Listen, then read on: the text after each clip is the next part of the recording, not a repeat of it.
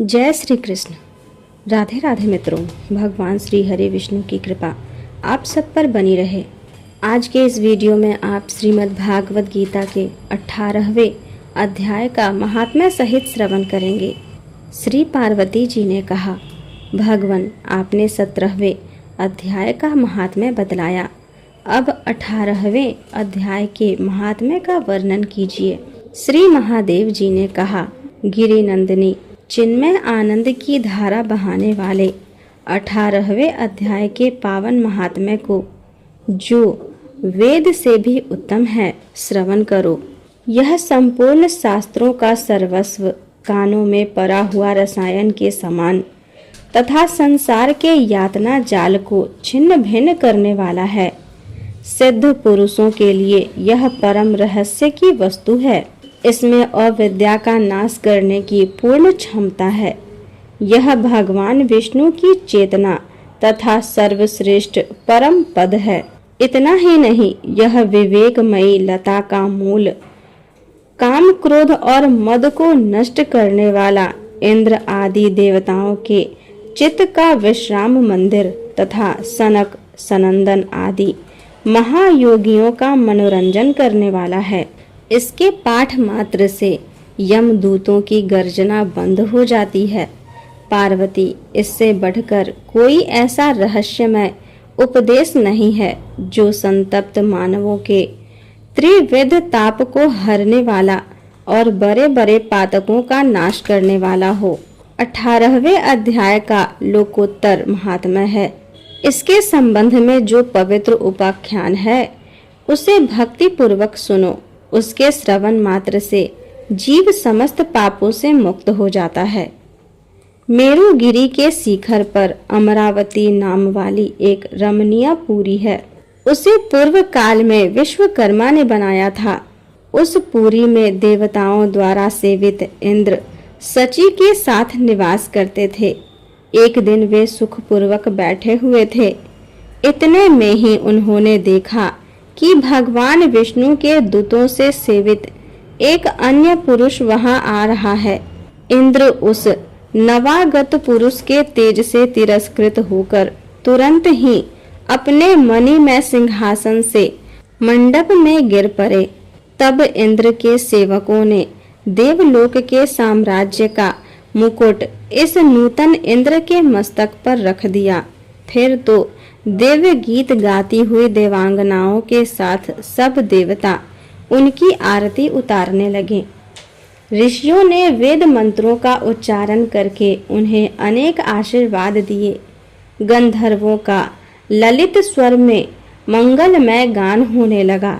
इस प्रकार इस नवीन इंद्र को 100 यज्ञों का अनुष्ठान किए बिना ही नाना प्रकार के उत्सवों से सेवित देखकर पुराने इंद्र को बड़ा विस्मय हुआ। वे सोचने लगे, इसने तो मार्ग में न कभी पौसले बनवाए हैं, न पोखरे खुदवाए हैं, न पथिकों को विश्राम देने वाले बड़े बड़े वृक्ष ही लगवाए हैं। अकाल पड़ने पर अन्नदान के द्वारा इसने प्राणियों का सत्कार भी नहीं किया है। इसके द्वारा तीर्थ में सत्र और गांवों में यज्ञ का अनुष्ठान भी नहीं हुआ है।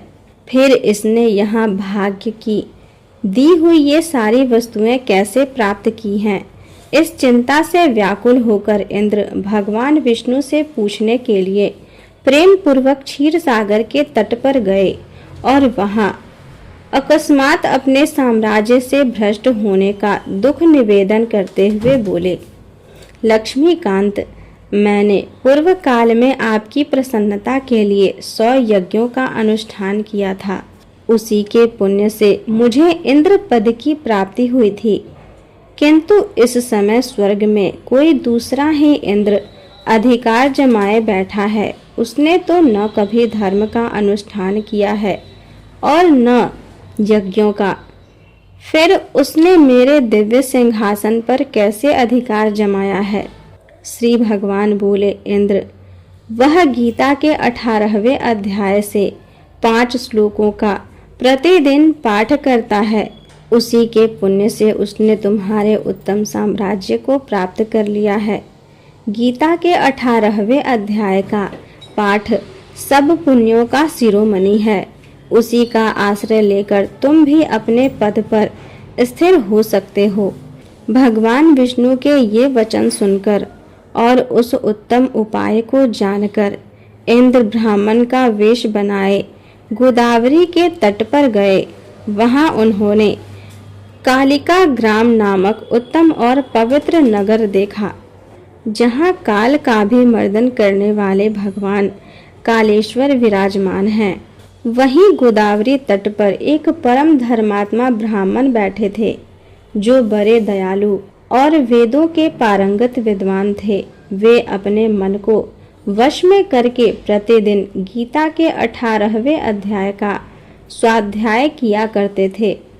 उन्हें देखकर इंद्र ने बड़ी प्रसन्नता के साथ उनके दोनों चरणों में मस्तक झुकाया और उन्हीं से 18वें अध्याय को पढ़ा।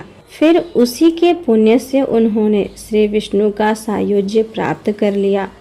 इंद्र आदि देवताओं का पद बहुत ही छोटा है, यह जानकर वे परम हर्ष के साथ उत्तम वैकुंठ धाम को गए।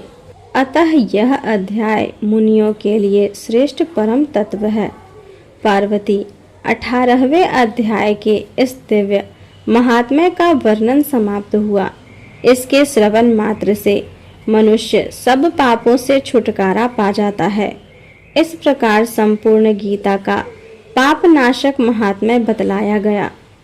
महाभागी, जो पुरुष श्रद्धा युक्त होकर इसका श्रवण करता है, वह समस्त यज्ञों का फल पाकर अंत में श्री विष्णु का सायुज्य प्राप्त कर लेता है।